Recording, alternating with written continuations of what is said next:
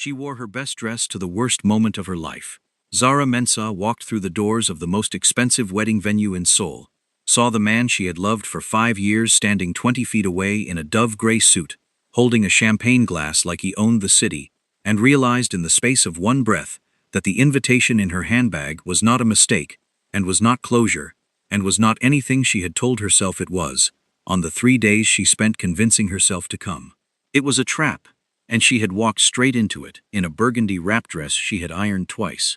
Her ex called her a situation in front of 300 people. Then the most dangerous man in Seoul stood up from his chair, crossed the room, and stood next to her without saying a single word, while every security guard in the building took 2 steps back. Welcome to Afro-K Story Hub, the channel where love, culture, and consequence collide in ways nobody sees coming. If you are new here, hit that subscribe button right now, and turn on notifications, because this story is going to keep you here from this sentence to the very last word. Like this video if you felt that opening in your chest. Drop a comment telling us where you are watching from, and stay with us because what happens next will absolutely destroy you in the best possible way. A quick reminder before today's story begins. Many viewers asked where they can find more Mafia boss romances without searching through dozens of videos. That's why I created the Ultimate Mafia Boss Love Collection, featuring 15 complete stories, 20 audiobooks, and 5 exclusive bonus stories not available on YouTube, but only through the collection. If you'd love to enjoy these stories anytime without ads or interruptions, you'll find the link in the description. Now, let's get started. Her name was Zara Mensah. She was 31 years old, Ghanaian, a policy analyst for an international development firm in Yoido, and she had been living in Seoul for 6 years with the particular quiet competence of someone who had built everything she had from nothing and intended to keep it. She was not dramatic. She was not careless. She did not make impulsive decisions. She had ironed the dress twice because she had made the decision to attend very carefully and wanted to show up correctly. She had been engaged to Park Jae-won for the last year of their 5 years together. He had proposed outside Gyeongbokgung Palace in the rain, which she had always thought was slightly too cinematic for a man who was otherwise practical and reserved. But she had said yes because the rain and the palace and the slightly crooked smile on the left side of his face had combined into something she believed completely. She had learned to cook his grandmother's doenjang jjigae. She had sat through 4 New Year's parties with his extended family, practicing Korean phrases with his aunts, while his uncles pretended not to be charmed by her. She had built a life around this man, with the same careful attention she brought to everything she did. 7 months ago, he ended it with a text message. Not a phone call, not a conversation, not even the dignity of a face that had to look at her while it said the words. A text message that said he needed to move in a different direction and wished her well. As if 5 years could be wrapped in 2 sentences and a period at the end, and handed back to her through a screen at 11:45 on a Wednesday night. She had not told her friends how bad the months after were. She had not told her mother back in Accra that she spent entire weekends on the floor of her apartment in Mapo-gu, genuinely unable to get up. She had swallowed it whole and gone back to work, and smiled at colleagues, and said she was fine. She was fine. She was completely fine. And then the invitation arrived 3 days ago, with his name on it, and she had stood in her kitchen holding it for a very long time. She told herself she was going for closure. She told herself she was going because she needed to see the ending properly before she could fully release it. She told herself she was going because she was a woman who did not run from difficult things, and attending her ex-fiancé's wedding was a difficult thing, and she was going to walk through it with her head up and her spine straight and walk back out the other side healed. She had ironed the dress twice. She had told nobody she was going. She had taken the subway by herself and walked the last 3 blocks in heels that were slightly too high, and arrived at the entrance of a venue that was significantly more extravagant than anything she had prepared herself for, and stood there for 11 seconds before walking through the doors. The inside of the venue was not a wedding, it was a declaration. Crystal chandeliers so heavy with crystal they seemed to be daring the ceiling to hold them. White silk on every table without exception. Floral arrangements that probably cost more than her monthly rent, and she paid good rent. Over 300 guests filling the space, men in suits that had been constructed by hand, and women in gowns that had their own names, their own designers, their own histories. Waitstaff moved through the crowd in practiced silence. A string quartet played something European and expensive in the far corner. Zara was the only person standing alone at the entrance, with no escort, no table number, and no idea that every single person in that room who recognized her had been told to expect her. The whispers started within 60 seconds of her walking through the doors. She did not hear them at first. She was scanning the room for a familiar face. Any face she might know from the years when she and Jaewon attended his work events together, and she stood beside him and smiled, and pretended with reasonable success that she belonged in these circles. But the faces she found were not familiar. They were polished and closed, and carrying the specific expression of people who already know how a story ends, and are simply waiting for it to arrive at the part they came to see. A woman in a silver gown leaned toward the man beside her and said something behind her champagne glass. The man looked at Zara. His eyes traveled from her face to her dress to her empty hands and back to her face. He nodded slowly, like something had been confirmed for him. Zara's stomach dropped completely. She was turning to leave. One foot was already pivoting back toward the entrance, her body making the decision before her mind had fully authorized it, when his voice crossed the room and found her. Zara. She stopped. Park Jae-won was 20 feet away in that dove-gray suit, holding his champagne glass loosely, the way people hold things when they are completely at ease, when they own every surface in the room. He looked exactly as she remembered him, and completely different at the same time. His hair was styled with professional precision. His posture was the posture of a man who had prepared for this moment and was comfortable in it. He was smiling. But not the smile she knew. The one she knew was warm and slightly crooked on the left side, and arrived without him choosing it. This one was sharp and symmetrical, and constructed entirely for the audience surrounding him. "I wasn't sure you'd actually show up," he said. Loud, deliberate, pitch to carry. "I have to say, this is a little surprising."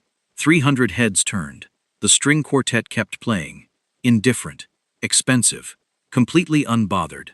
Zara held herself perfectly still, every muscle she had doing the most important work of her life.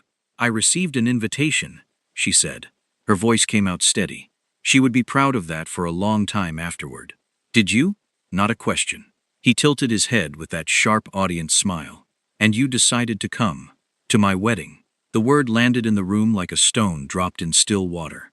The ripples spread outward visibly. More heads turned. More conversations paused. The string quartet kept playing. Indifferent.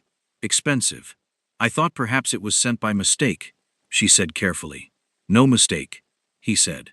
And now his voice had something in it that was cold and practiced and aimed not at her, but at the 300 people around her, using her as the instrument of a performance she had not agreed to be part of. "I just didn't think you'd actually have the nerve to walk through the door. Most people, after a relationship ends the way ours did, understand that means it is completely over." He paused. Let the pause fill with the weight of 300 people listening. Completely. The way ours did. As if it had been mutual. As if he had not sent her 2 sentences and a period through a screen at 11:45 on a Wednesday and then gone silent for weeks while she unraveled in the apartment 2 blocks from where they had spent 5 years. Someone laughed. One person. From her left. A short, sharp sound like a signal. A few more joined it. Not loudly, not cruelly. Just enough. Just enough to change the temperature of the air. Just enough to make the floor feel uncertain beneath her heels. "You and I had a brief relationship that ran its course," Jaewon continued, his voice smooth and carrying, and meant for every single person in that room except her. "I moved on. I am getting married today to a woman who actually fits this life." He paused again, glanced sideways at a man near him, and they exchanged a look that she was absolutely meant to see. "You showing up here is a little concerning. Honestly, I hope this doesn't become a situation." A situation. She had given this man 5 years. She had learned his grandmother's doenjang jjigae recipe, and made it correctly 3 times before he told her it was good. She had sat through 4 New Year's parties, practicing Korean phrases with his aunts, and they had liked her. She knew they had liked her, because she had watched their faces, and she was good at reading faces. She had believed in what they were building together with her whole self, the full, undivided weight of her. And when the ending came through a text message, she had spent 3 months genuinely unable to function. And now he was standing in front of 300 people, calling her a situation. 2 men in black suits appeared at her elbows. Not roughly, not with any visible aggression, but there, present, positioned. The message was as clear as anything she had ever received, and she had received a very clear text message 7 months ago. She was going to be removed from this room. And then the room changed. Not loudly, not with any announcement, not with any visible signal that most of the 300 people present would have been able to identify. A chair scraped back in the VIP section near the left wall. A single sound that should not have been audible above the string quartet and the ambient noise of 300 guests. And yet immediately after it, 300 people went completely silent. The man who stood was not physically imposing. He was average height, lean, dressed in a suit the color of ink that had no pocket square and no ornamental detail of any kind. He was Korean, mid-30s, with dark hair pushed back from a face that was angular and absolutely still. The stillness was the thing, not relaxed stillness. The deliberate, long-practiced stillness of someone who had trained their face for years to give away precisely nothing. His eyes were dark, and they were doing something that Zara could not immediately name. Not anger, not concern. Something colder and more exact than either of those things. He was looking at her, not at Jaewon, not at the 2 men in black at her elbows, at her. Only at her.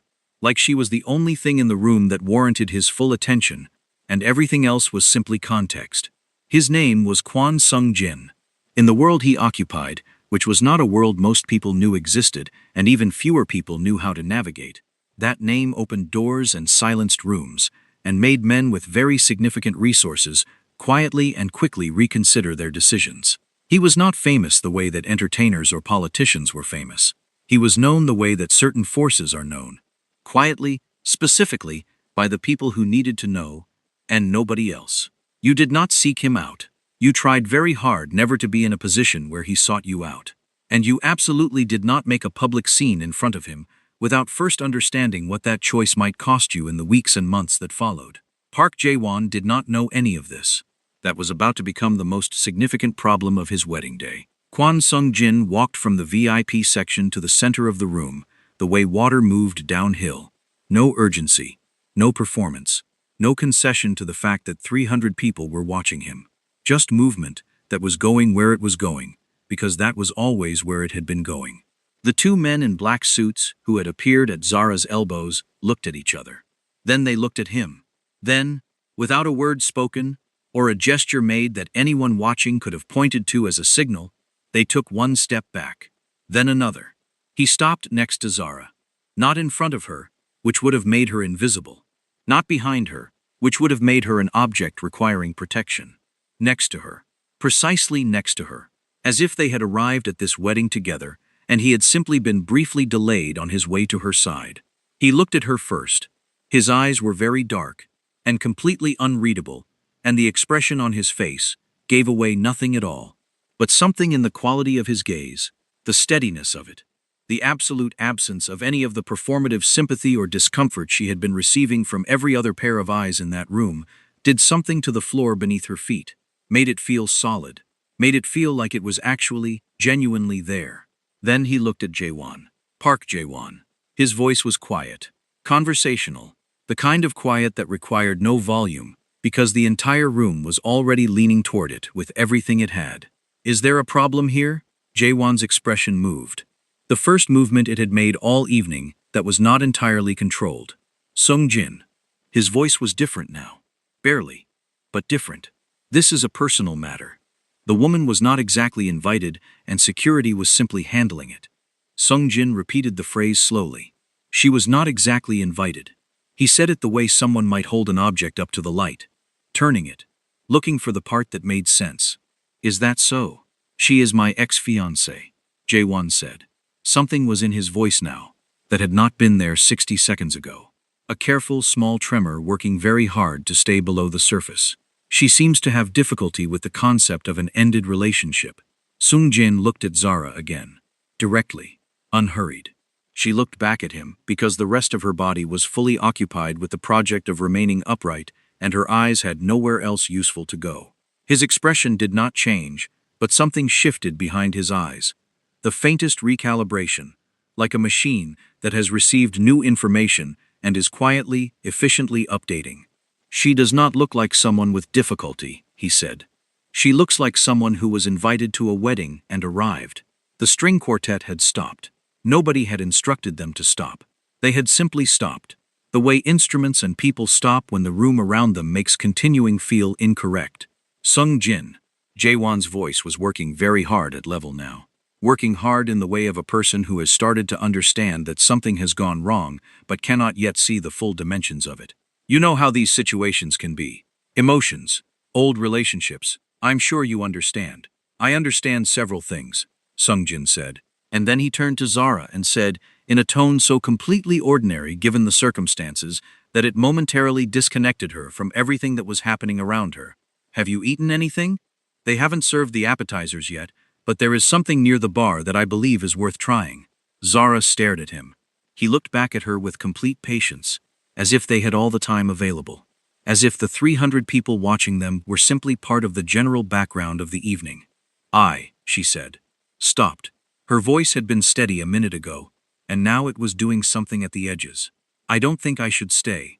"You haven't done anything wrong," he said, simply, without any decoration, without anything extra at all. "So there is no reason to leave." 6 words. 6 words, and they landed in that room, like something load-bearing had been quietly removed from the structure of everything Jaewon had spent the last 10 minutes constructing. The architecture of the humiliation held up for one more second. Then, along the edges where it had been stretched thinnest, it cracked. Park Jaewon's expression did something it had not done once all evening. The 2 security men were still standing 2 steps back from where they had been, looking at the floor, looking at the walls, looking at the middle distance with great attention to nothing. Zara took one breath, not a dramatic breath, not a breath for anyone watching. The kind of breath that is not just air, but a decision made in the lungs and the chest before the mind has fully caught up. She straightened her spine, not dramatically, just correctly. The way a person stands when they have just remembered something true about themselves that the last 15 minutes had been working very hard to make them forget. She looked at Jaewon one last time. She did not say anything. She did not need to say anything. There are looks that hold everything that years of words could not adequately carry, and this was one of those looks. 5 years, a text message. 3 months on the floor. 4 New Year's parties with aunts who had liked her. A doenjang jjigae recipe she had practiced until she got it right. All of it. Delivered in one look and then finished. Done, set down. Then she looked at Kwon Sung Jin, this stranger in an ink-dark suit who had stood up from his chair in the VIP section and walked across a room of 300 silent witnesses and placed himself next to her with the calm of someone who had simply located something incorrect and chosen to correct it. Nothing more than that. Nothing performed. "I suppose I could eat something," she said. And they walked toward the bar together while 300 people exhaled and pretended very hard that they had not just watched something seismic move through that room. The bar area was quieter. Not silent, because 300 guests had found their voices again, within approximately 45 seconds. That particular collective exhale that rushes back into a room when a dangerous silence has finally passed. But quieter than the main floor. Quieter in the specific way of a space that has been claimed by someone who does not require noise to establish presence. A dedicated staff member appeared at Sung Jin's elbow before they had fully arrived at the counter, which told Zara everything she needed to understand about how this man occupied space in any room he entered. She accepted a glass of water because her hands were still not entirely under her control, and she did not trust herself with anything that required coordination beyond standing. "You don't have to stay near me," she said. Not ungratefully. Accurately. "I appreciate what you did, but I'm not actually in danger." "I know," he said. "Then why did you intervene?" He was quiet for a moment. Not evasive. He was the kind of person who considered a question before answering it, which was different from the kind of person who delayed answering to seem considered. "Because what was happening in that room was incorrect," he said. "And I dislike incorrect things." She looked at him. "That is a very specific reason." "I am a very specific person." She almost laughed.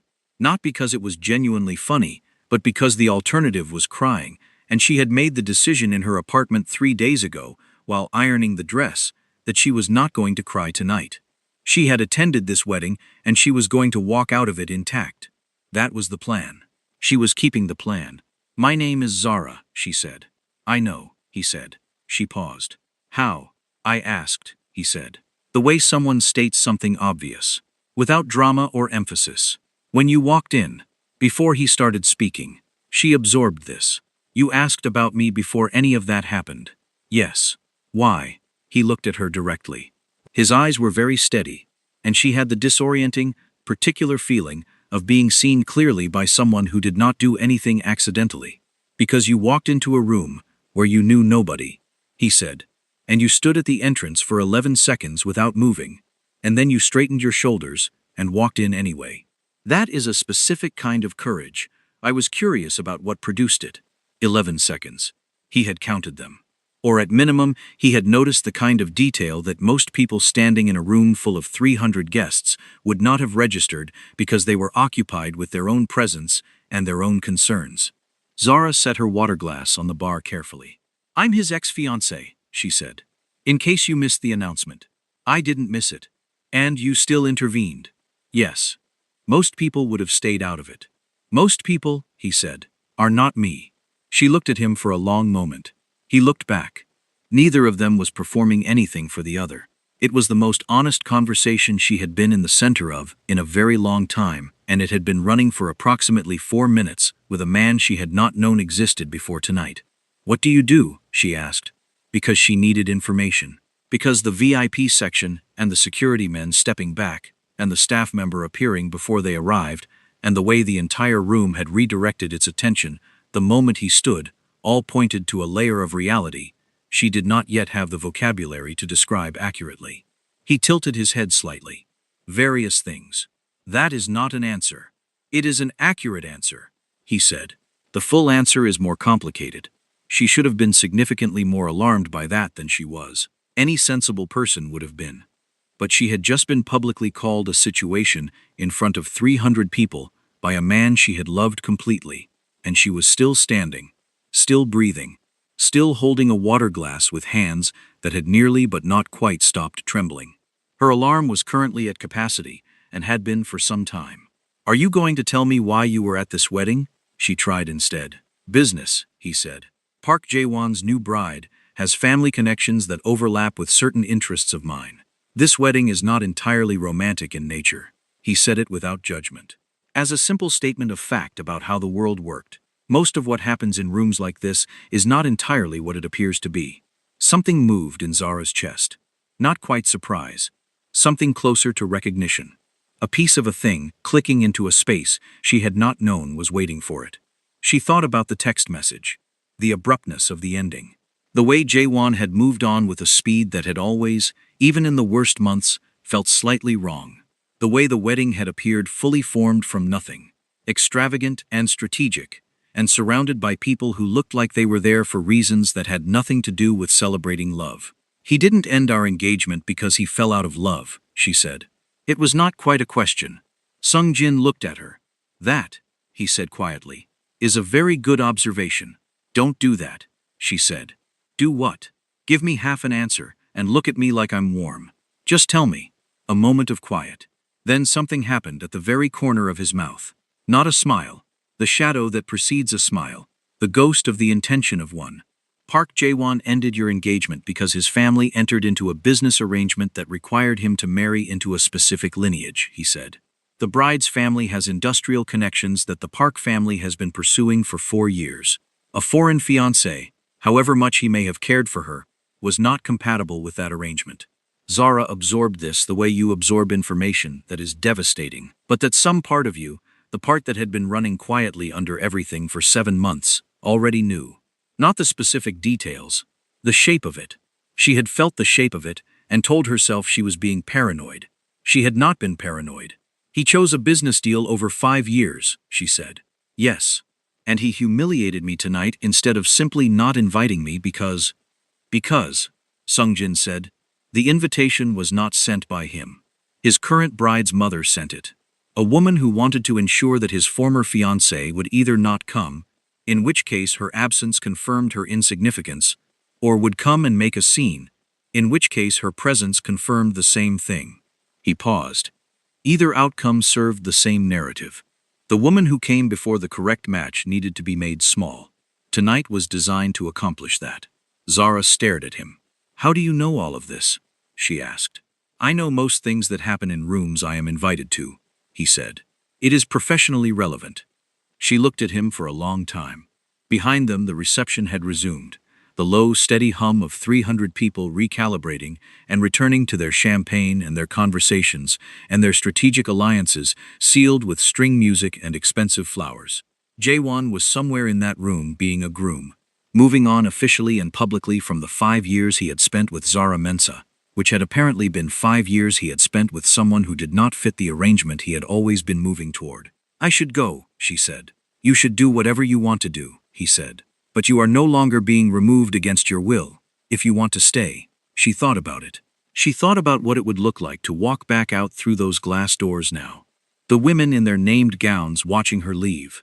The confirmation delivered by her own exit that she had been exactly what Jaewon described. A situation. Someone who could not handle the ending. Someone who had come and embarrassed herself and left, which was precisely what the bride's mother had designed the evening to produce. She thought about what it would look like to stay.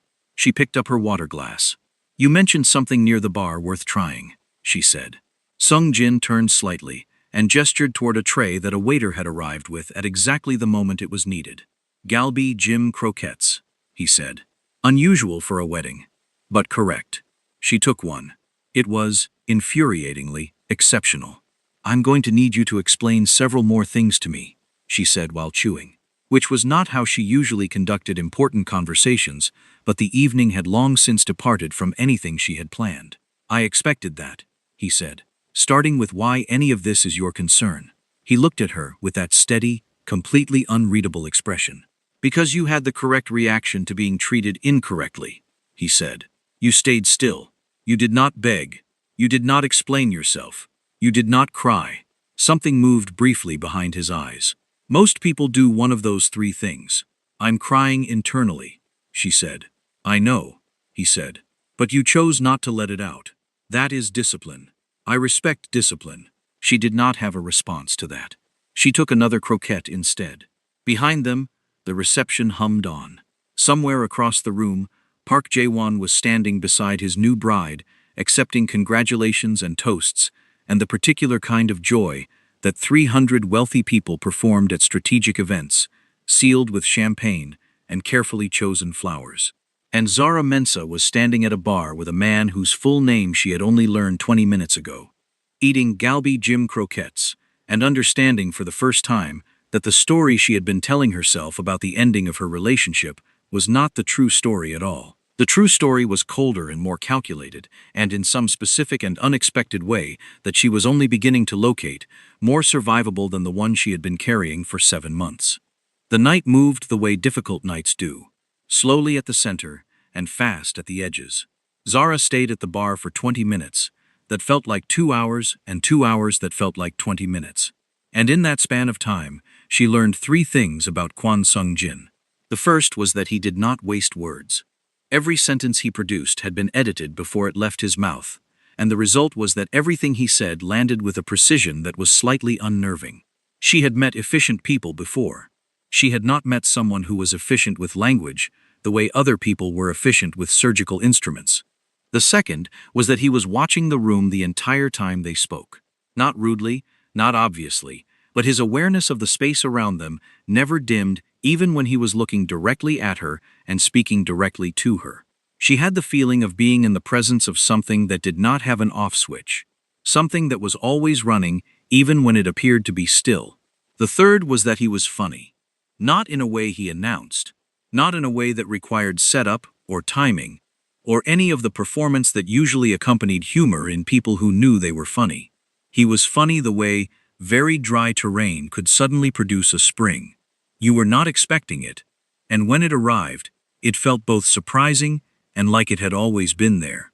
She had said something about the croquettes being an odd wedding choice, and he had said, without inflection, that they were not odd, they were aspirational, and the difference between odd and aspirational in Korean wedding catering was approximately 80,000 won per head, and she had laughed before she had decided to. She did not know why she was laughing.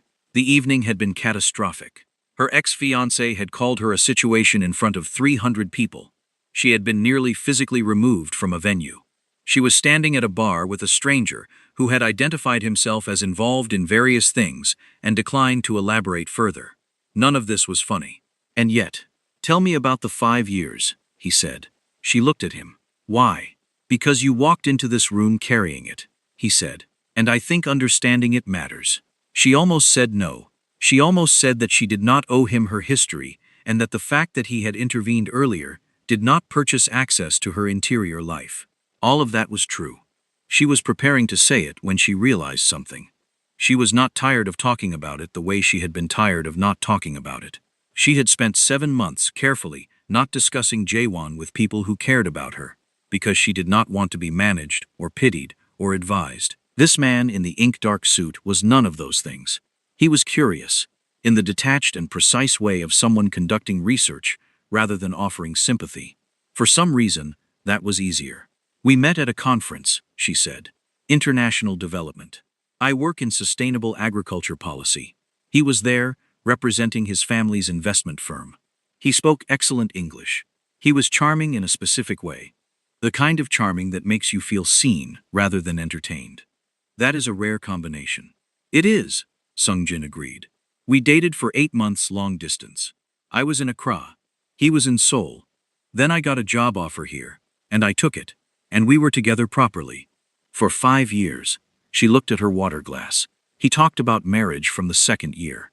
He was the one who brought it up. He was the one who introduced me to his family. His aunts taught me recipes. His mother and I had our differences, but we were working on it. I thought—" She stopped. "I thought we were building something." "You were," Sung-jin said. He didn't think so, apparently. "He did think so," Sung-jin said. The business arrangement came later. His family's financial situation changed 2 years ago in ways that made the alliance with the bride's family extremely attractive. The personal relationship became secondary to the structural necessity. He looked at her. "That does not make it less of a betrayal. It only means the betrayal had a reason, which is its own particular kind of terrible." She absorbed this slowly. "You really do know a great deal about things." "I told you," he said. "Right, various things." A brief pause. Then, from somewhere in the room behind them, raised voices. Not loud enough to cause alarm, but distinct enough to cut through the string quartet's current endeavor. Zara turned. Near the main entrance, 2 men in suits were having a conversation that was trying very hard to look casual, and failing. One of them was looking in Sung-jin's direction. The other had his phone out and was speaking quietly into it. "That looks like it is about you," Zara observed. "It is," Sung-jin confirmed. He had not turned to look. He appeared to have processed the information through some peripheral awareness that operated independently of his primary attention. "Is that a problem?" "For them," he said. "Probably." She looked at him. "Are you going to tell me what is actually happening?" He turned to face her fully. His expression remained entirely calm. "Jaewon's father-in-law-to-be has realized who I am," he said. "He is now concerned about what my presence and my conversation with you implies, about his family's standing and my opinion of how this evening has been conducted." Zara's eyes widened slightly. "And what does it imply?"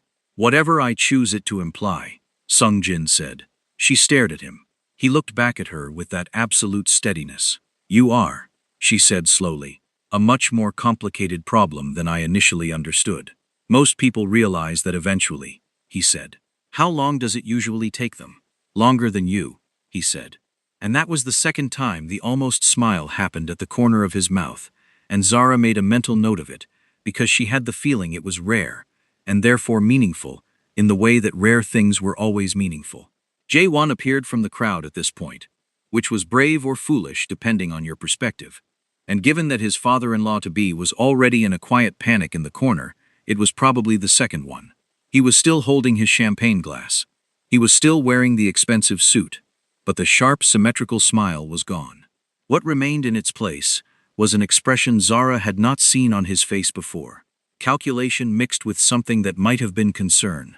He stopped at a respectful distance, which was new. "Sung-jin," he said carefully. I hope there hasn't been any misunderstanding this evening. There has been no misunderstanding on my part, Sung Jin said pleasantly. Of course. Jae-won's eyes moved briefly to Zara, and then back. I'm glad you're enjoying the reception. It's a beautiful venue, Sung Jin said. The croquettes are excellent. Whoever chose them made a correct decision. There was a pause, where nobody said anything, and the string quartet filled the gap with something that was technically beautiful and emotionally irrelevant. I want to be clear, Jae-won said, and now there was something in his voice that was working very hard to remain light. That whatever Zara may have said about our previous relationship, things between us ended cleanly. She understood that. She told me nothing about your previous relationship, Sung Jin said. I asked her about the 5 years because I was curious. She answered honestly. He paused. One small pause. Perfectly placed. She is, in my observation, someone who answers honestly. That quality is harder to find than most people acknowledge. Jae-won was very still now. I owe her an apology, he said, and the way he said it made absolutely clear that he did not believe this, but understood that saying it was the safest available option. That is between you and her, Sung Jin said. I have no position on what you do or do not owe her. I have a position on how guests at events I attend are treated. He looked at Jae-won with the same calm expression he wore for everything. I prefer not to attend events where guests are publicly diminished. It reflects poorly on the host. Jae-won's jaw moved. I understand, he said. Good. Sung Jin turned back to Zara, and in the same tone, as if Jae-won were simply no longer relevant, the main course should begin soon. Would you like to stay for it, or would you prefer to leave now and eat somewhere that doesn't have a string quartet? The somewhere that doesn't have a string quartet broke Zara in the best possible way. She put her hand over her mouth. Her shoulders shook. She managed to contain most of it, but the rest of it escaped around the edges, in a sound that was partially a laugh, and partially the release of 7 months of grief, doing something that looked, from the outside, like the most inappropriate possible reaction to the most complicated evening of her adult life. Jae-won stared at her. Sung Jin watched her laugh with an expression that finally, fully, became a smile. Small, real. The kind that arrives when something has happened that was genuinely not expected. Somewhere without a string quartet, Zara managed. Yes, absolutely yes. Please. Jae-won stepped back. The conversation was over, and all 3 of them knew it, but he was the only one who felt it land. They collected their things, which in Sung Jin's case was nothing, because he traveled apparently without luggage of any kind, and in Zara's case was a small clutch purse that contained her phone, her transit card, and a tube of lip balm. They walked toward the exit. The 300 guests watched them go. Not obviously, not rudely, but every pair of eyes in that room tracked them to the glass doors, and through them and out into the Seoul night. Park Jae-won stood in the middle of his own wedding reception, watching his ex-fiancé leave with the most dangerous man in the building, and understood, with the particular clarity that arrives too late, that something in his carefully arranged life had just shifted in a direction he was not going to be able to control.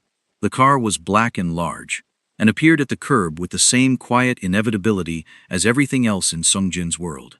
A driver was already out, and opening the rear door before they had fully descended the entrance steps. Zara looked at the car. She looked at Sung Jin. She thought about every reasonable caution that a person in her situation should exercise. Then she thought about the last 7 months. She got in the car. Before we continue, a quick note for everyone who loves these mafia boss romance stories.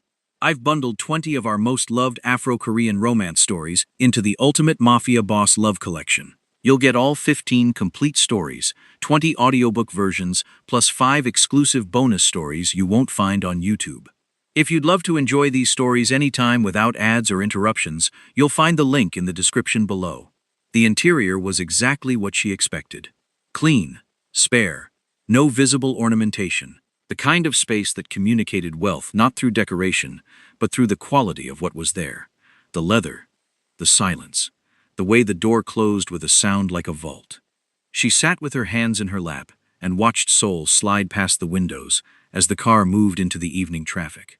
Where are we going? She asked. A restaurant, he said. Nothing formal. You've had enough formal for one evening. She could not argue with that.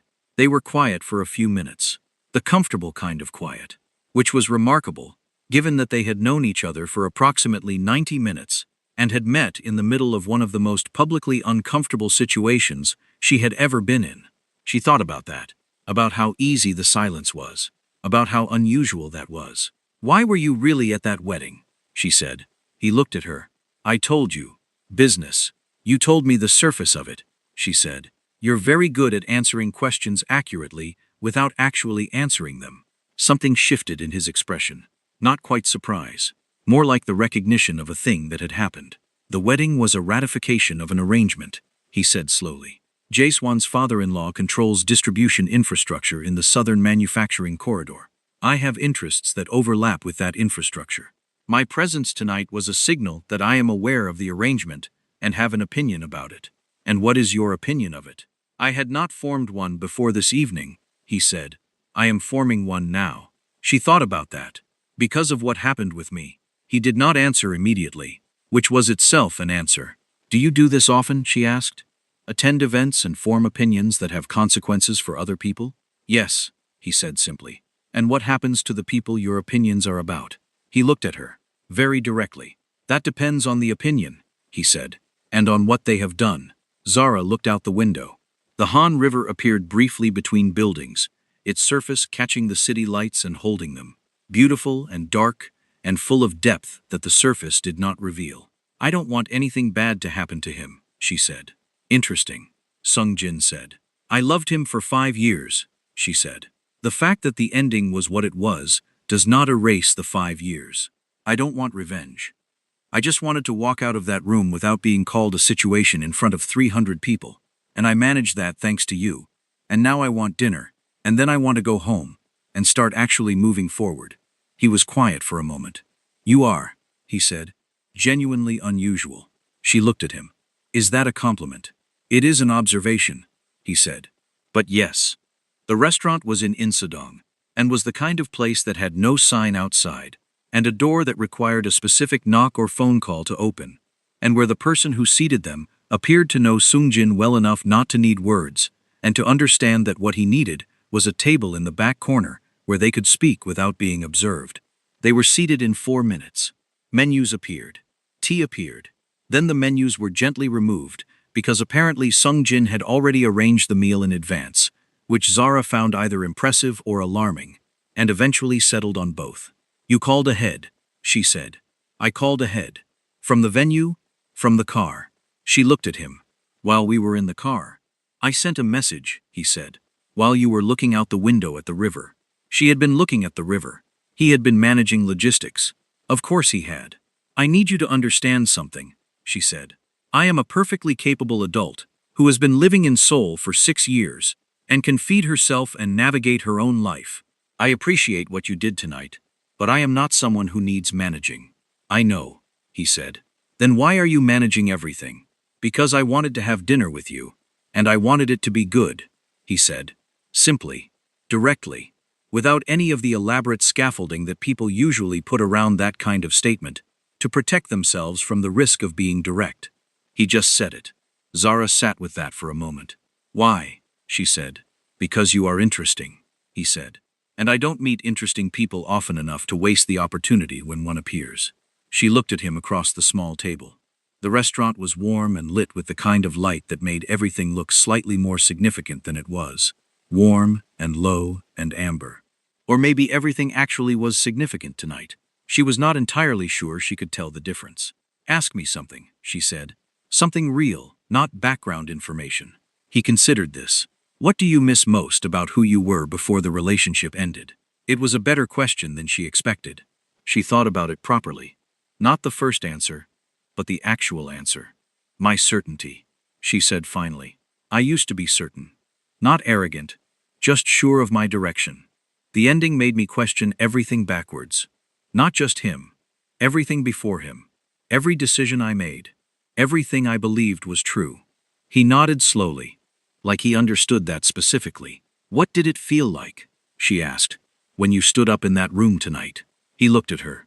"Correct," he said. "It felt correct." She held his gaze. Just that, he confirmed. "Something incorrect was happening in my presence. I corrected it." He paused. "The fact that you were there made it personal." But even if you had not been, I would have found it difficult to remain seated. She thought about what kind of person that made him. She thought about the word dangerous, and how it was attached to him in the air of that wedding venue, in the way certain words attach themselves to certain people without needing to be spoken. She thought about the driver and the car, and the restaurant in Insadong, and the message sent while she was looking at the river. She thought about the fact that she was not afraid of him. She probably should have been more afraid of him. "You're going to tell me at some point," she said, "what various things actually means." "Probably," he said, "and when you do, I may have significant concerns." "Almost certainly," he agreed, "and you're comfortable with that." "I am comfortable with honesty," he said.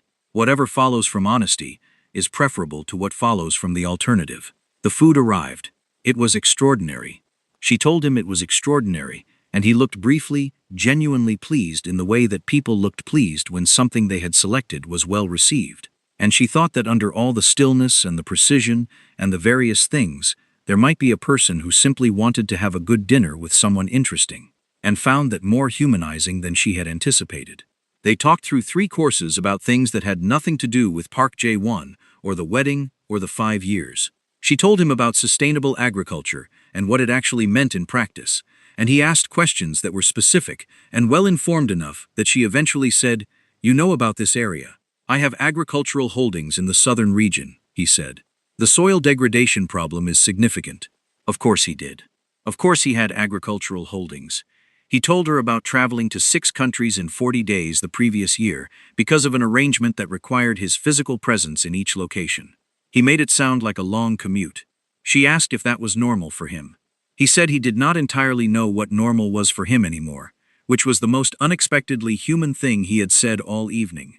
By the time the tea came for the second time, Zara had been sitting in that restaurant for 2.5 hours, and the evening had transformed so completely from what it began as that she had to remind herself, deliberately and with some effort, that she had walked into a wedding at 7 o'clock tonight, in a dress chosen to look healed, and she had been called a situation, and she had nearly been removed by security, and now she was here. Having tea, having actually had a good time.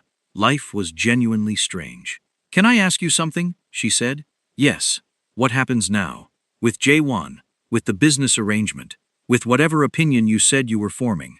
Sung-jin looked at her. He set his cup down with the same deliberate care he brought to all his movements. "The opinion I have formed," he said, "is that Park Jae-won is a man who made a calculated choice, and was not honest about it, and who then handled the consequences of that choice by diminishing someone who did not deserve it." He paused. "In the world I operate in, that kind of behavior has a reputation, and reputation has consequences. I told you I don't want anything bad to happen to him," she said. "I heard you," he said. "What I am talking about is not punishment. It is simply the natural result of information being correctly categorized. The people who do business with Jae-won's new family will know who is involved in that arrangement. They will know what kind of judgment is being exercised. That affects decisions. That is all." Zara thought about that carefully. "You do things very quietly," she said. "Yes. That is more frightening than someone who does things loudly." The almost smile again. "Most things that matter happen quietly," he said. She looked at him across the tea, and the amber light, and the end of the strangest evening of her life. She thought about the 11 seconds he had counted at the entrance. She thought about the message sent while she watched the river. She thought about him standing up from his chair in the VIP section while 300 people watched and 2 security men stepped back. "Thank you," she said, "for tonight, for all of it." He looked at her for a moment. Something in his expression was different from everything else she had seen on his face. Quieter, less processed. "You thanked me already," he said. "I know," she said. "This is a different thank you. The first one was for the intervention. This one is for the dinner. And for treating what happened to me tonight like it was worth treating seriously." He held her gaze. "It was," he said. "And you were." She paid her half of the bill, which he initially objected to, and then, when she looked at him, did not object to further, because he appeared to be a man who could recognize when an argument was already over. They left the restaurant at 11:30. The Insadong street was quiet. Seoul breathed around them, warm and complex and full of the particular energy of a city that never entirely stops. The car was waiting. She did not know how the driver knew they were finished, but the car was waiting. "I would like to see you again," he said. Not as a question, not as a demand, as a statement of intent delivered honestly. Zara looked at him. She thought about all the reasons she should say thank you and goodbye, and go home and process this evening from a safe distance. She thought about 7 months of very careful distance. She thought about closed doors and walls built out of grief, and the way she had stood at the entrance of that venue for 11 seconds before deciding to walk in anyway. "I work in Uido," she said. "I usually have lunch near the park on Thursdays, when the weather is good." He looked at her. "This Thursday? The weather is supposed to be good," she said. She got in the car. He did not follow. The driver took her home. She sat in the back and watched the city go past, and tried very hard not to think about the fact that she was already looking forward to Thursday, and completely failed. This is the point in the story, family, where you need to drop everything and comment. We want to know, are you Team Zara trusting this man, or Team Zara run while you can? Because what happens next is going to test both positions in ways you are not prepared for. Like this video if you felt that ending of Batch 2. Stay with us, because we are about to go somewhere entirely unexpected. The week between the wedding and Thursday moved through Zara's life in 2 distinct registers. During the day, she was the person she had always been. Organized, focused, producing the kind of work that her supervisor described as quietly excellent, which was both a compliment and an accurate description of how she operated. She attended meetings. She reviewed agricultural policy frameworks. She sent emails that were appropriately thorough. She was, by any external measure, absolutely fine. In the evenings, she was a different kind of project entirely. She sat in her apartment and thought about things. Not in the spiral way she had been thinking in the months after the breakup, that particular exhausting loop of what did I miss and what could I have done differently and why was I not enough. That loop had been silenced by something Sungjin had said at the restaurant. Not any single sentence. The aggregate, the complete picture of that evening, which had replaced the internal narrative she had been running with something more accurate and considerably less self-blaming. She thought instead about what she knew and what she did not know, and what the difference between those 2 categories meant for the decision she was apparently making. What she knew. His name was Kwon Sung-jin. He attended strategic events for business reasons. He operated in a world where his presence alone changed the behavior of security personnel and caused men to reconsider conversations mid-sentence. He paid close attention to things most people did not notice. He was precise and funny and occasionally disarming. He had stood up for her in a room full of people who were watching her humiliation like entertainment. What she did not know, the full nature of various things. The extent of his reach. Why, specifically, she interested him. What a man who operated at his level wanted with a policy analyst who ate lunch near Yeouido Park on Thursdays. She called her friend Adayeze on Wednesday evening, which was something she had been meaning to do all week, but kept postponing, because she knew how the conversation was going to go. Adayeze picked up on the second ring and said immediately, "Tell me about the wedding." "It was eventful," Zara said. "My contact, who was there, told me Jaewon publicly humiliated you," Adayeze said. "Which means I need his address." "You don't need his address," Zara said. "I need it for a card. A strongly worded card." Adayeze. "Okay, fine. Tell me what actually happened," Zara told her. Not the abbreviated version she had been preparing. The actual version. From the burgundy dress, to the glass doors, to the whispers, to what Jaewon said, and then what happened after. She told her about Sungjin, standing up from the VIP section, and the 2 security men stepping back and the almost smile at the corner of his mouth, and the Galbi gym croquettes, and the restaurant in Insadong, and the 11 seconds. When she finished, there was a pause. "Okay," Adayeze said. "So, there is a man." "I didn't say there was a man, Zara. You described his facial expressions in detail. There is a man. He is a very complicated situation." "They always are," Adayeze said. "What kind of complicated?" "The kind where various things is his answer to what do you do, and everyone in the room knows who he is, by sight, and security personnel physically back away when he approaches." Another pause. "Zara," Adayeze said. "I know. That is a very specific kind of complicated." "I know. And you have agreed to have lunch with him on Thursday, near Yeouido Park, where it is public, where there are many people." So you have thought about the safety implications. I think about everything, Zara said. That's true, Adayeze said. You're the most systematic person I know. A pause.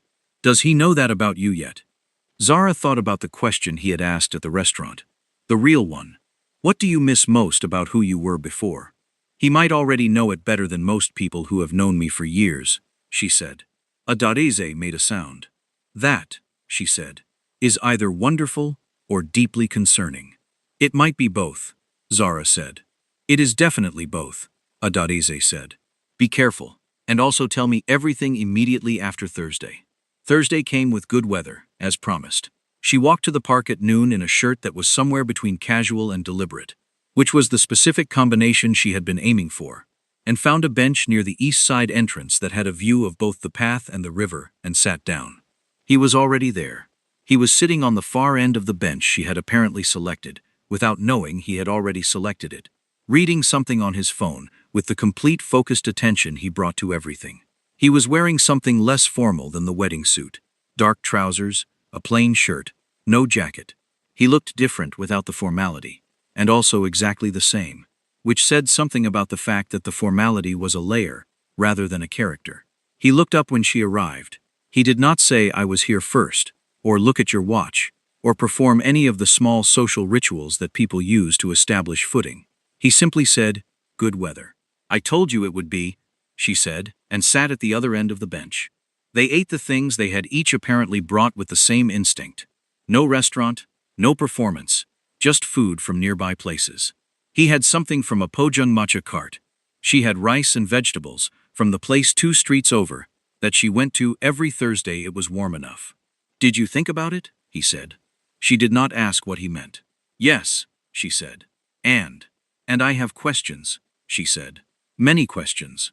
Some of which I suspect you will answer accurately, but not completely, and some of which you will answer completely, and I am going to have to learn which category each question belongs to before I can evaluate the answers." He looked at her. The almost smile arrived. "That is," he said, "an extremely precise framing." "I work in policy," she said.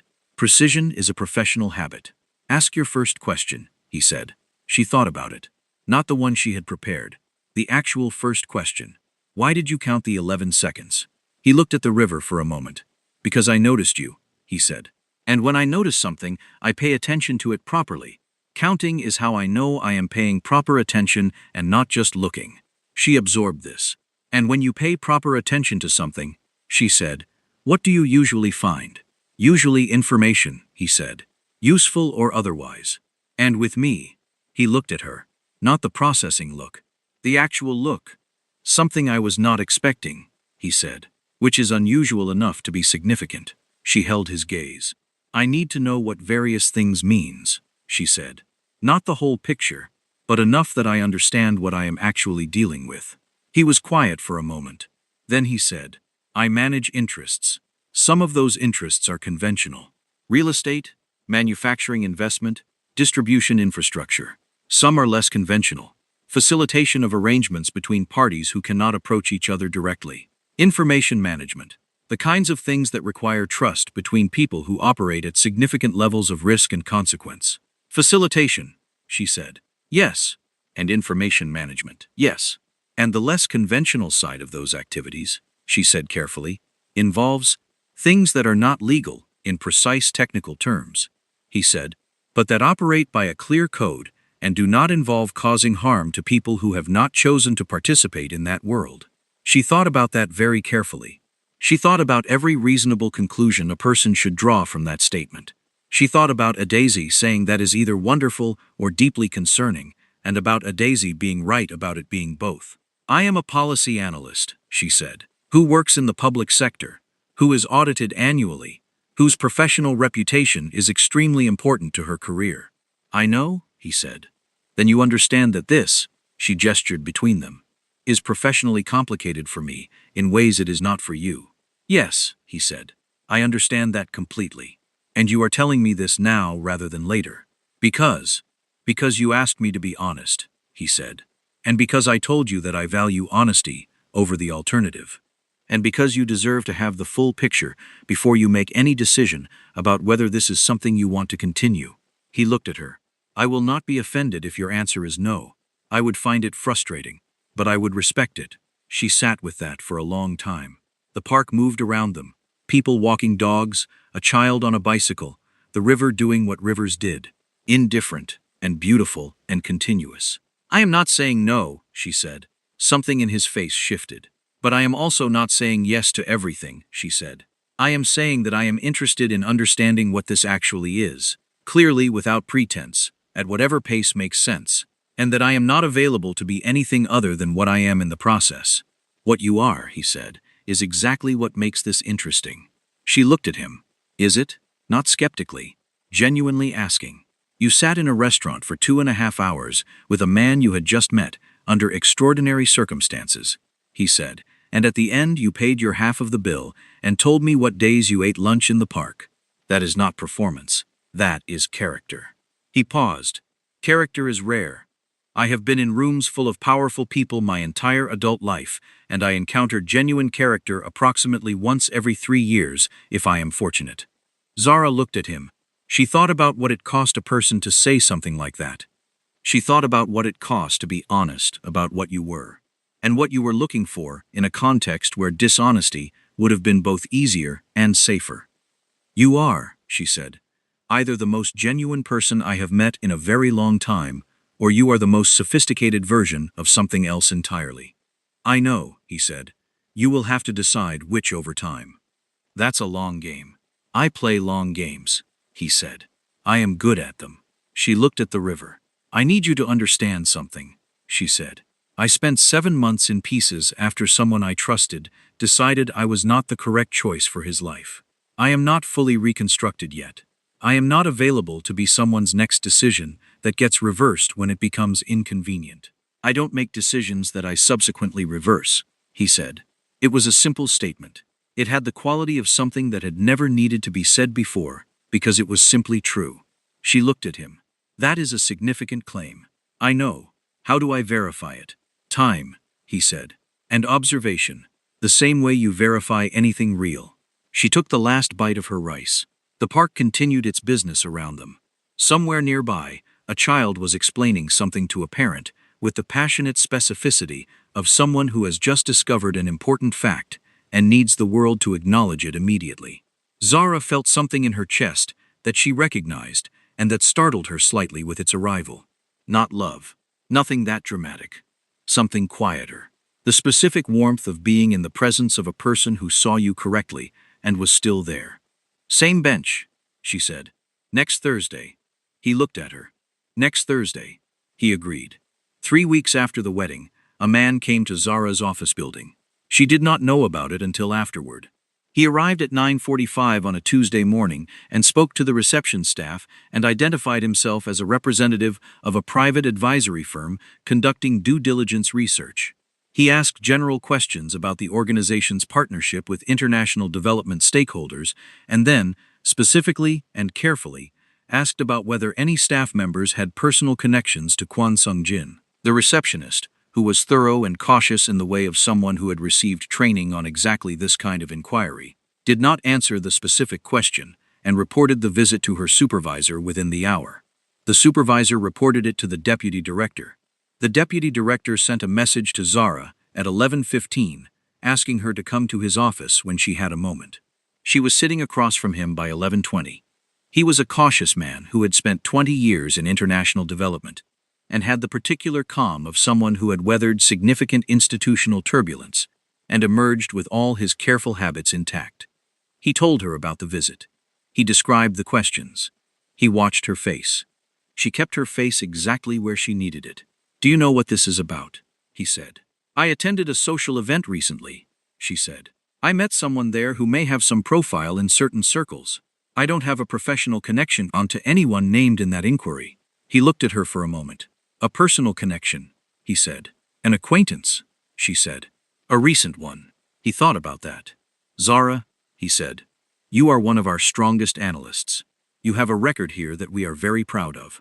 I don't want to see anything complicate that. Neither do I, she said.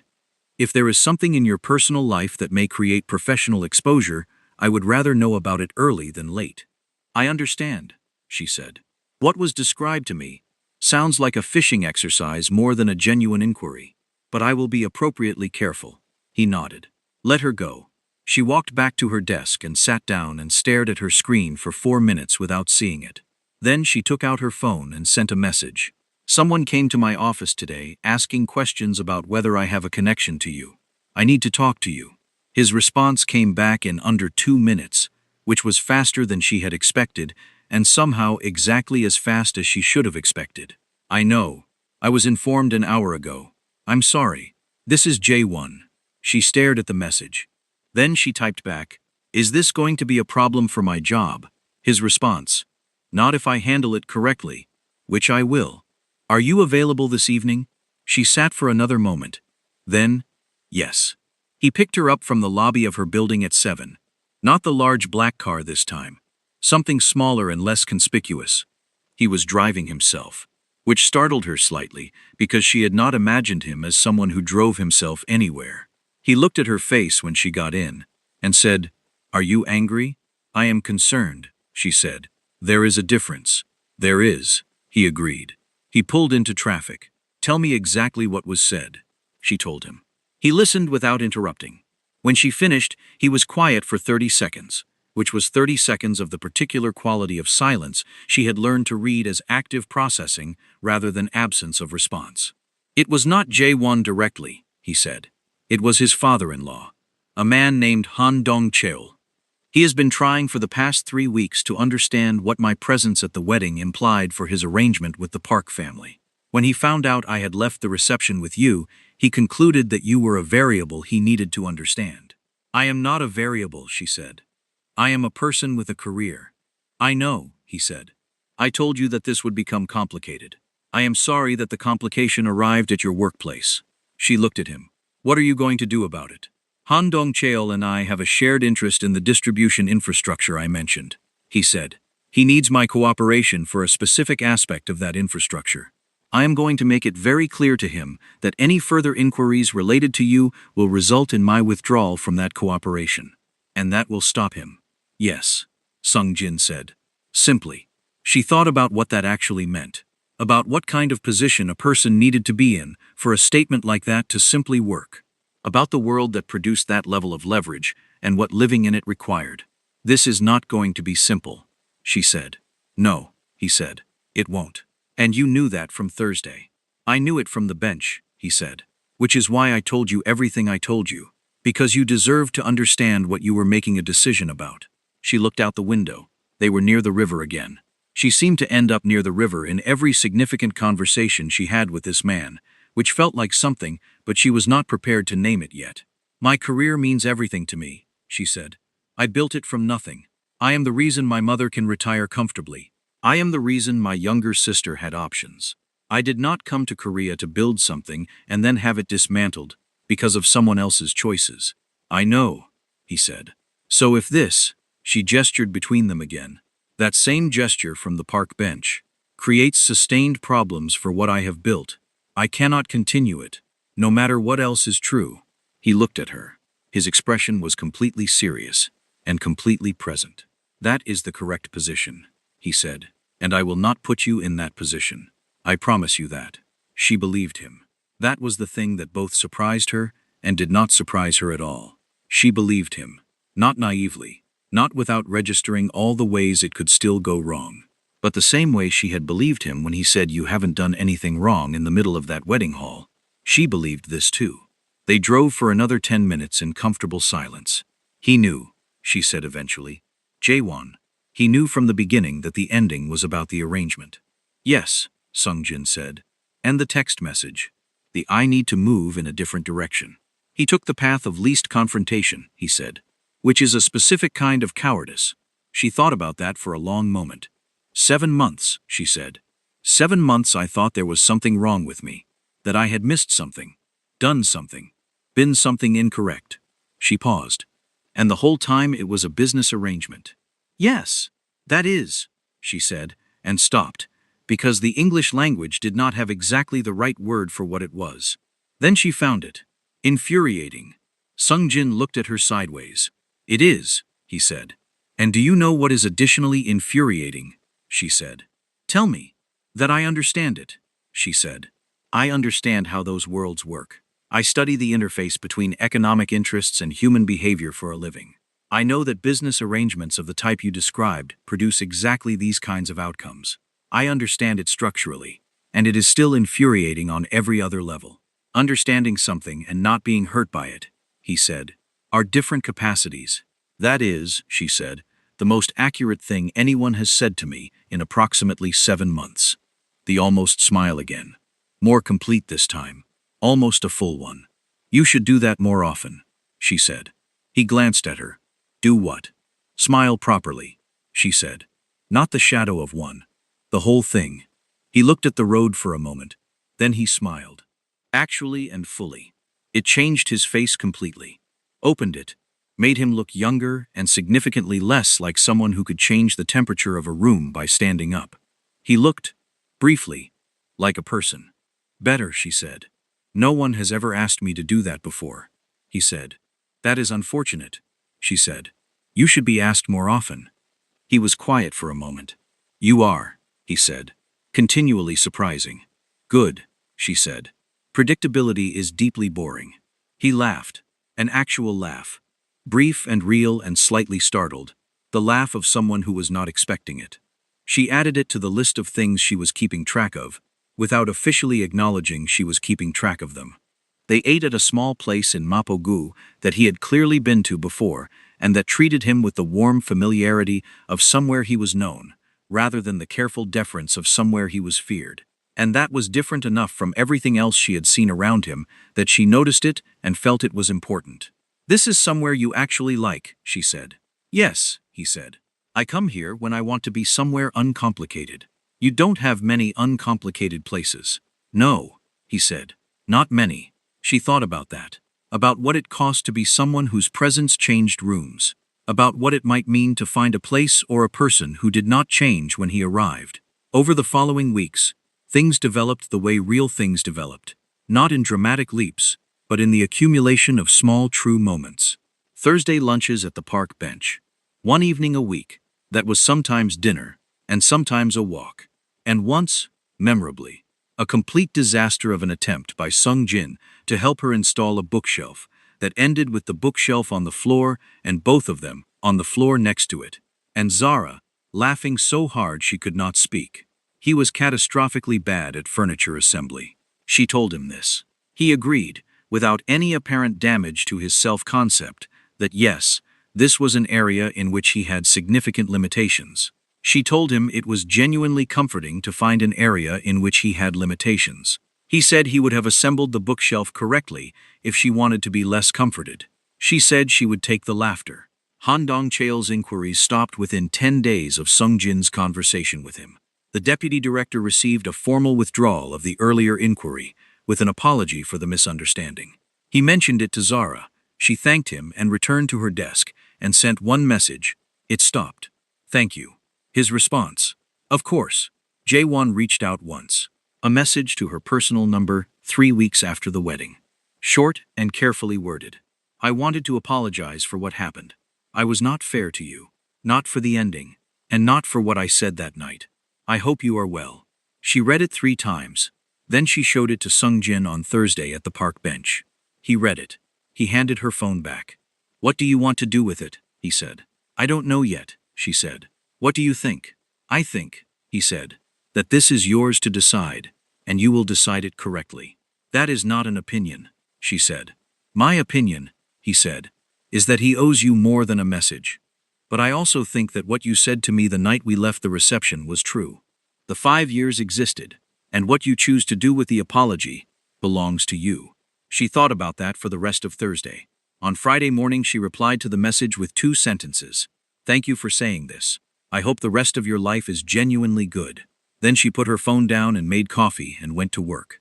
She told Adaizi about all of it on a Saturday call that lasted 2 hours and covered everything from the furniture assembly disaster to what she actually felt when she looked at Sung Jin across park benches and dinner tables and the floor of her apartment with a collapsed bookshelf between them. It's real, Adaizi said. It's complicated, Zara said. Can I ask you something? Adaizi said.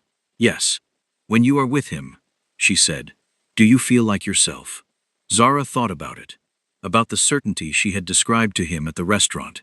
The thing she had lost after the breakup. About the 11 seconds at the entrance. About the version of herself that had gone to that wedding in a burgundy dress, and had nearly been destroyed by it, and had walked out intact instead. More myself than I have in a long time, she said. Adase was quiet for a moment. Then be careful, she said. But don't run. 8 weeks after the wedding, on a Tuesday evening in Zara's apartment, with the bookshelf now correctly assembled by a professional she had hired specifically because the alternative was another Sungjin-adjacent disaster, he told her something. He had been looking at the shelf for a moment, the books arranged in the system she used that was partially alphabetical and partially thematic and partially instinctive in ways she could not fully explain. And he said, without any particular preamble, I haven't been in a relationship in 9 years. She looked at him. 9 years is specific. It was a specific ending, he said. Someone who was in my world. It ended badly, which means in my world it ended with consequences I was responsible for and did not anticipate. He paused. I decided afterward that I would not put someone else in that position. She waited. That was a decision I made, he said, from a particular understanding of my life and what it required. I am finding that understanding incomplete. She looked at him very carefully. Why? Because you are here, he said. Simply. And because you already know what my life is, and you have not run from it. And because I have watched you for 8 weeks make decisions that are consistently correct, and I find I want to be around the kind of person who makes consistently correct decisions. That is a very analytical reason to want someone in your life, she said. It is also not the whole reason, he said. She held his gaze. What is the rest? He looked at her for a moment. Then he said, I counted 11 seconds, because I could not look away. The apartment was very quiet. Outside, Seoul did what it always did. Continuous and layered and indifferent. The bookshelf stood correctly assembled behind them. I know what I'm walking into, she said. I know it's complicated. I know there are parts of your world I am never going to be comfortable with, and parts that are going to require me to hold 2 completely contradictory truths about you at the same time. Yes, he said, and I know that I am someone who needs honesty the way other people need air, she said. No managed answers. No accurate, but incomplete. The full thing, even when the full thing is difficult. I know, he said. That is why I am telling you about the 9 years. She thought about the woman she had been 7 months ago, sitting on the floor of her apartment, unable to get up, trying to understand an ending that had been handed to her in a text message with no explanation. She thought about the woman she had been the night of the wedding, shaking in a burgundy dress chosen to look healed. She thought about 11 seconds and almost smiles, and Galbai gym croquettes, and 2.5 hours in a restaurant in Insadong, and Thursdays in the park, and laughter on the floor next to a collapsed bookshelf. I'm not running, she said. Something happened in his expression. All the stillness and the precision and the control was still there, but underneath it, reaching the surface for the first time, something else. The specific, unguarded quality of a person who has been careful for a very long time and has just, carefully, chosen to be something other than careful. He reached across the small space between them and took her hand. The same deliberate, unhurried attention he brought to everything, her hand in his. Simple, decided. Good, he said, quietly. The same way he said everything that mattered. And Seoul went on outside the window, and the bookshelf stood correctly in the corner. And Zara Mensah, who had walked into a wedding 8 weeks ago in a dress chosen to look healed, and had walked out of it actually beginning to be, held on. Besties, we have reached the end of this story, and we need a moment. Drop your thoughts in the comments right now. Did you see that ending coming? Did Zara make the right call? And what do you think happens when the complication of Sungjin's world eventually knocks on her door again? Because you know it will. We want every thought you have. If you enjoyed this story, imagine having 20 more unforgettable Mafia boss romances ready to read or listen to whenever you want. That's exactly why I created the Ultimate Mafia Boss Love Collection. Inside, you'll find 15 complete stories, 20 audiobook versions, and 5 exclusive bonus stories that aren't available on YouTube. You can get instant access through the link in the description. Like the video if Sung Jin standing up from that chair made you feel something in your chest. And subscribe to Afro K Story Hub, because we have more stories coming that will keep you here, from the first word to the last. Stories about love that arrives unexpectedly, about dignity that refuses to be taken, about people who choose each other even when the choice is complicated. That is what we do here. We will see you in the next one. Don't go anywhere.